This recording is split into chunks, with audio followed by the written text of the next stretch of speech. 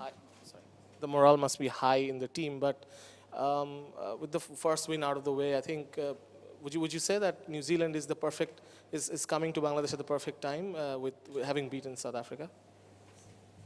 Yeah, I think first of all, whilst we were very happy with the victory over South Africa, we all recognise that that's just one game, and we've got another 8 to go. So it was one we could tick off as a victory, but we didn't want to get too carried away. And we know the people back home are delighted and obviously jumping up and down with what we've done in beating South Africa. But the team and the staff, they know that the task is going to be tough against some of these teams. And New Zealand are just one of those sides. They gave us a decent hiding this winter, and we're hopeful that we are in better shape. The answer is we are in better shape taking them on this time round. But they're a tough opposition, like many of the top 4 or 5 teams in the world, and it'll be difficult. The 2017 game, would that play in your mind? Would play the players' mind as well because it was a comeback? Yeah, I think it's good memories, and all memories that are good for your confidence, and a lot of them will be repeating, those that day. And thankfully, we've got quite a few players who were involved in that day, so they'll share those memories with the other guys. Steve, you didn't have a training yesterday, and probably today the training is going to be hampered for the weather. So how do you approach the match preparation-wise, and how important is going to be the mental preparation?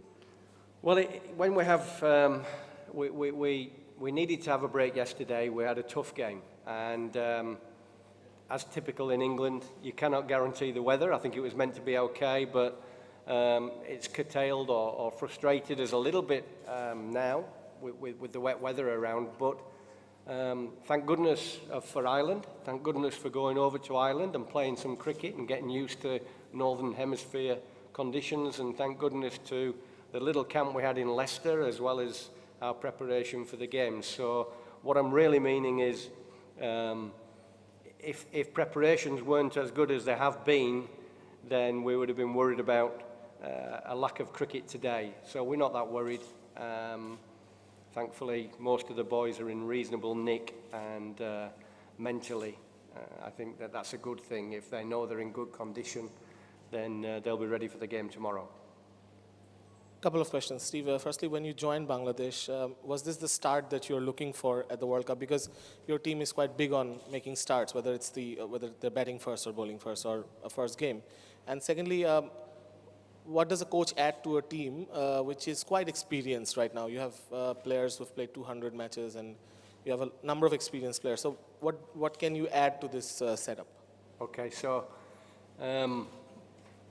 I'll go the wrong way around. I'll go the second question first, and then you'll remind me of the first question, because I'll forget. But secondly, yes, we've got some very experienced players in the dressing room who've played many international ODIs and have played many times in England. And it would be wrong for me to dictate to those sort of players. They know their game very, very well. They know international cricket very well. So I'm here to support, enhance what they've got, make sure we stay on the right track, and have a little bit of English experience behind some of the suggestions. And we are lucky. We've got a vastly experienced squad, played many internationals, and I'm happy for that. I think the balance is good, and people keep telling me I'm a novice at world events, cricket events, and they keep telling me that we need experience. Well, we've got experience, and I think the mistake we could make, if we did make a mistake, it would be trying to dominate the experienced guys. Let's listen to what they've got to say. Let's pick their brains and make sure that we get every ounce of experience going into our decision making and how we play and who we play. And about what you might have thought on the first day of the job. Okay, yes, yeah. Oh, well, the first day on tour was a 46 all out, as everybody keeps mentioning in a test match. But no, I think it's been a really interesting year. I'm very happy with our cricket.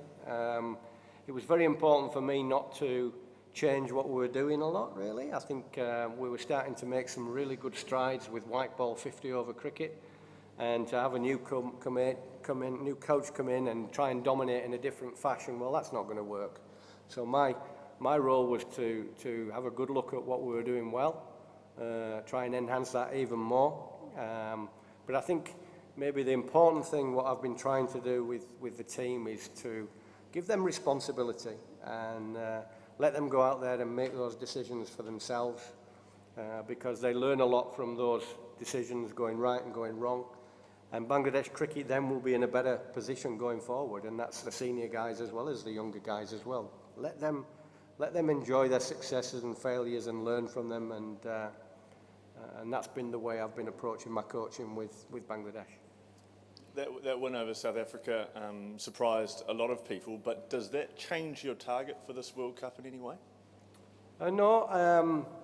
First of all, the win over South Africa, I mean, I came to the England-South Africa game. I watched every ball bowled, scouted it.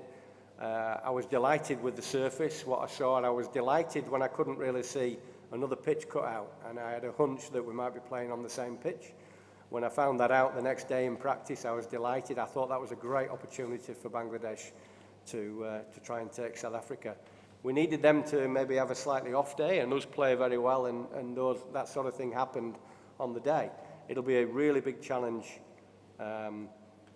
tomorrow against New Zealand on a fresh pitch, but and a more difficult challenge than South Africa was on that pitch. Has it changed our sort of goals? Well, we know we need to get so many wins to qualify. We're not bothered who the wins come against. We've just got to make sure we get those wins, and they'll all be difficult. You know, New Zealand will be difficult. South Africa was difficult, but we managed to pull that one off. So the goals remain the same. We just want to try and take every game as it comes. I know it's a cliche, but you can't get too far ahead and think too far ahead. We've just got to get wins on the board, and whatever game comes up, the object is to try and win that game. Steve, how have you gelled the team in the wake of the Christchurch mosque attacks, and has it liberated the players in the way that they approach the game? Well, I've got so much respect for the players. The way that they've handled themselves after that event, the way that they've got themselves through it all. They're just celebrating Eid now, the end of Ramadan, and that's been tough for many of the boys. But I think it helps. In many ways, the Christchurch awful day and the shootings, it seems to have, they've got some sort of brotherhood there now. They've shared with other Muslims who sadly perished that day, but the experience they went through together on that coach, and I think it's somehow gelled them, and I think that, you know, they've actually got solace from each other. They've tried to help each other through it, and, you know, I've got a lot of respect and admiration for the way they've pulled through, because, you know, there's a lot of smiley faces at the moment, and going back to that day in Christchurch, you know, I was thinking, how do we get a team back together after this? But they've done it. It's not been anything special from me. I've just tried to carry on as normal, because I thought that was the right thing to do. And the support that they've given each other has been the main thing. I think it would have been a big mistake to make such a big thing of it. I think that they knew what they needed to do, and I've been there just to carry on as normal. And as I said before, I've got a lot of respect for them for how they've got through it all. Steve, as you mentioned that the match against New Zealand will be very difficult. As we have heard, that next match will be in a very new pitch, and the weather could remain like gloomy and foggy, and there could be a wind. If it is like that, there should be some swings from the New Zealand Pacers. So it will be more difficult to handle if the weather stays like that. Yeah, I think we shouldn't get too carried away with the weather. I think we know that New Zealand have got a couple of little chinks in their armour as a 50 over side, but they're a very good 50 over side as well. We've had a very good team meeting back at the hotel before we arrived here, and we aim to try and maximise those weaknesses, but every team's got strengths, every team's got weaknesses, and we have too, and they know them, and they'll be trying to expose our weaknesses, but I'm not too worried about the weather coming into play or anything like that, but I just hope that we can get in a situation where we can expose their Achilles heel. last 3 questions. Following up on that, what do you regard as this New Zealand team's biggest strengths, and how are you planning to counter them? Well, they're strengths for everybody to see. I'm not going to go into detail about what we perceive as their weakness, but they're a wicket-taking bowling unit. Trent Boult has been very good with the new ball, so he's a guy that we need to have a good day against, but we are capable of doing that with our batting lineup. They've got some wicket takers throughout the innings with the ball, and they're an excellent fielding side. They're playing a nice, relaxed manner with confidence. So those are the strengths, and you know, that's why they're ranked where they are in international cricket, and at the moment doing very, very well. Their batting, you know, somebody like Kane is important to them. He's a glue that holds the innings together. So, and also their attacking players at the top of the order and around Kane Williamson. Those are the type of guys that would like to try and take the game away from the opposition. So those are their strengths. Probably didn't need me to tell you that. Everybody else in the world knows that as well. Steve, coach, are you staying same 11 against New Zealand, or need to change? No, I don't tell the media what 11 we're going to play with. I just see it crazy as giving too much away to the opposition, and I can't tell you anyway because we're about to have a selection meeting, so I can't give you that answer. Okay, last question. Everybody? Thank you. Thank you.